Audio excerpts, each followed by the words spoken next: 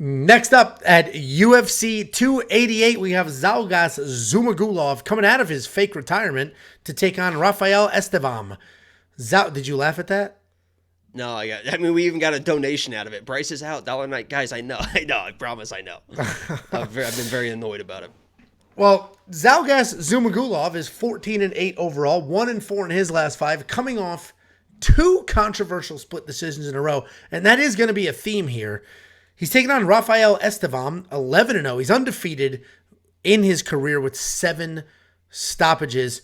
Zhalgas Zhumagulov, he's just a grinder. He's not dangerous at anything, but he's going to come forward. He's going to grind. He's going to throw a bunch of punches. He does have some okay power. He's got very good wrestling. His goal is always to crowd you, drag you to the ground if he can.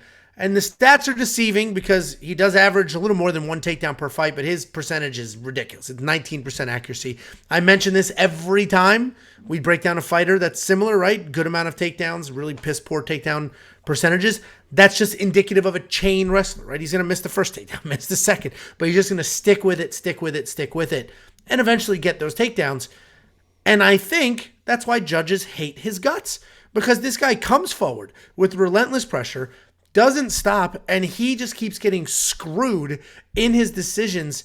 This guy is 1-5 in the UFC, 4 of those being stupid close decisions. And if you just look at the stats, if you look at the stats of those fights, he's outstriking people, like just numbers wise, outstriking people, getting takedowns, getting control time. And to the cherry on the top of this poor guy's career, he's coming off cherries. No cherry for me. Coming Extra off whipped that cream. Split decision loss to Charles Johnson, where he had power, he had aggression, his striking stats were better, had a takedown. Do you know what the live odds were at the end of the 3rd round? Like the fight closed, what the live odds were? I mean, we've seen some wild live odds, but no. Minus 1,200 for Zhalgas, and he lost a split decision. The judges hate this guy. They hate him. I think it's because he does look desperate. Like he just dives at legs, and he does look. He gives off desperate I was gonna say vibes. everything he does almost looks like a little frantic. I would say. Yeah. Like even in his striking, and his defensive striking, everything looks a little bit like. Yeah. You just did that stupid face and I looked at his graphic. Anyway, he's taking on Rafael Estevam, and like Zhalgas, he's a high-pressure guy. He's going to come forward. He's going to throw bombs, close the distance. He has no issues marching forward, just absolutely bombing and then looking for takedowns. His takedowns are sloppy, right? They're trips, they're drags. He's not really shooting doubles. He's just trying to get you against the cage and hopefully pull you to the ground. But once you are down, he does do an amazing job of just softening you. He will lay into you to loosen you up, get you to move, and then try to pounce on a submission. Great back control, super dangerous guy. I've got to lean Estevam here. I've got to pick him. But man, I'm not touching this at all because you might get some solid judges here because Zhalgas is super tough, right? He's got that one knockout. New Jersey judges. When's the last time they had a UFC event? Decision fights are gonna get wild, man. I mean, that could be. And this is most likely going to be a decision because Zhalgas is super tough. Rafael Estevam coming in, UFC debut. He might have an adrenaline dump. Things may happen for him here. But it's going to be interesting to see what happens, how it happens. Estevam will be the pick because he's going to be younger, fresher. And frankly, if you remember, I made that joke in the beginning. Zhalgas retired. He lost to Charles Johnson. He's like, F this sport, F the judges. I keep getting screwed. I want nothing to do with this. I'm out of here. And then here he is just a few months later. So I think they're just in different career trajectories, different headspaces. I feel bad for Zhalgas. He goes out there, does everything he can to win these fights, but hasn't gone his way. And this one probably doesn't either, but no bet for me. What do you think, Jakey?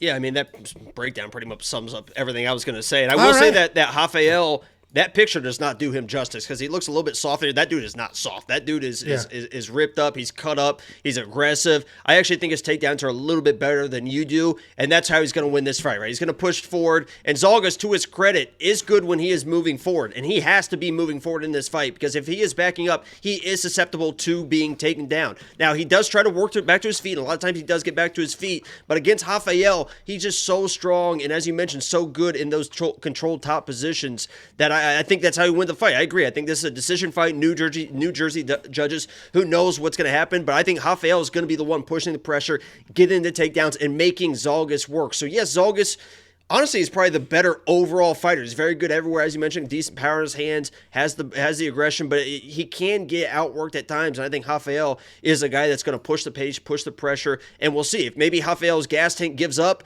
and then Zhalgas comes in late second round with the pressure, wins the third round, and now all of a sudden we have one of those weird decisions that Zhalgas might lose again. So I feel bad for Zhalgas. He's a very well-rounded fighter. He could have been a guy in this division, but I mean, he's about to be cut if he loses this one. Unfortunately, you just can't keep a guy like that. Yeah, you can't. He ain't Sam Alvey, baby. Well, and that's the thing, because he's not entertaining. He works. I feel bad for him because a couple of those calls were screw jobs. Like his last fight was a straight up screw job. Like he absolutely. I mean, the live odds were minus 1,200. Anyway, DraftKings 8,300 to 79. I'm not touching the 83 because while Estevam should win this fight, Zhalgas is tough. He's not a guy you're just going to get out of there. So, and Estevam doesn't have that one punch knockout power. It could be. He could rattle up 7-8 takedowns because Zhalgas is good enough to get back to his feet, Especially early, it could be just boom, boom, boom, boom, and those add up quick. So, well, he had 4 takedowns in his Contender Series fight, so that is a good point, and that is possible there. So, an 8,300. You know what? I'm flipping. You're gonna put him in? Well, I didn't consider the takedown. You're kind of a mess now. I've won 3 weeks in a row, and you're second guessing yourself. You don't know what's going on. You're trying to make deposits and won't let me make any more deposits. It's like you've made too many deposits. I don't. You literally went from, hey, I'm not playing this week, I'm out of money. Then you made a deposit, and you've hit this incredible run. So what are you talking out of money? Get the fuck out of here. Are you kidding me? And what Jacob's talking about is our friends DraftKings League. It's just a couple of us fellas versus each other. But if you want to you want to be friends with us, we'll consider it. Premium members only. And to become a premium member, just go to WeWantPicks.com, click Become a Member. It's $10 a month. You'll unlock literally everything. It's also just a great way to show support, frankly. And we're going to do tons of giveaways and cool stuff. I'm still waiting on pricing for a very big event here in Dallas. Ooh. We don't have that pricing yet. Once we have that pricing, we're going to most likely, I got to see the pricing, host an event and give away 1 or 2 tickets to premium members. Obviously, it'll be in Dallas. You got to figure that part out, but it will be worth your while. I just waiting for that freaking pricing. Anyway, WeOwnPicks.com, $10 a month to become a premium member. And we have that $1.99 from John Doe letting you know that Bryce is out. Thank you very much for the $1.99. But that's a great again. Yeah, and Bryce is back in. He's back, baby. He did it. Jacob, your woes are gone. Your woes are gone. And Phil Lover in Dallas. Phil Lover, huh? Yep. Anyway,